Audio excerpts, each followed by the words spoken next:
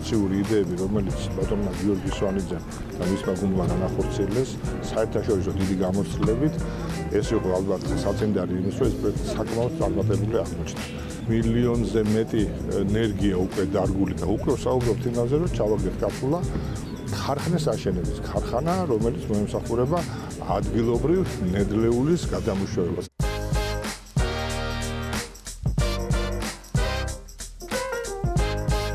დღესდღეობით შენდება ახალი ბოლო დანადგარების, ბოლო ტექნოლოგია, რაც კი არსებობს სოფლიო ზეთისხილის დარგში, ამ ტექნოლოგიის გამოყენებით ახალი ქარხანა, რომელიც 250,000 კილოს გადაამუშავებს ერთ დღეში. სოფლიოში ყოველთვის საქართველოს ზეთისხილი პირველ 5 ეულში შედის და პარალელურად ეს ქარხანა მოგცემს იმის საშუალებას, რომ ჩვენ მივიღოთ მაღალი ხარისხის ზეთისხილი, საჭმელი ზეთისხილი, როგორც მწვანე, ასე შავი და საქართველოს კიდევ ერთი ნაბიჯით ზემოთ ავწიოთ.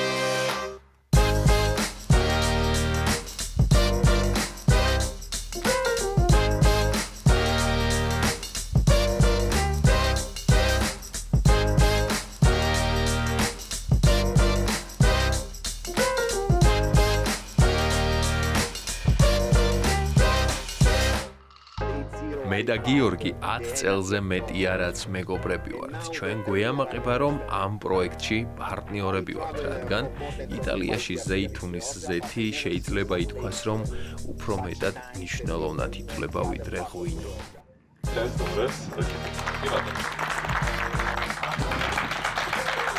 განსაკუთრებული დღეა ეს ჩვენთვის ძალიან მნიშვნელოვანია ქვეყანაში ამ დარგის განვითარებაში როგორია ყველამ ერთად ნახეთ და გავათვალიერეთ თუ რამხელა საქმე არის გაკეთებული.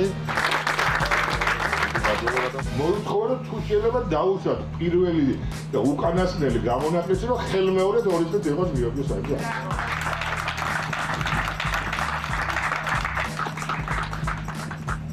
მოგესალმებით ჩემო ძილფასო მეგობრებო. გეცემანის ბაღს გაუკეთებდით და აქ და ბევრს არ ჯეროდა. აქაც შენდება ქარხანა. სადაც დასახდება ხალხი, ვინც აქ იმუშავებს, ისინი აუცილებლად აქ იცხოვრებენ.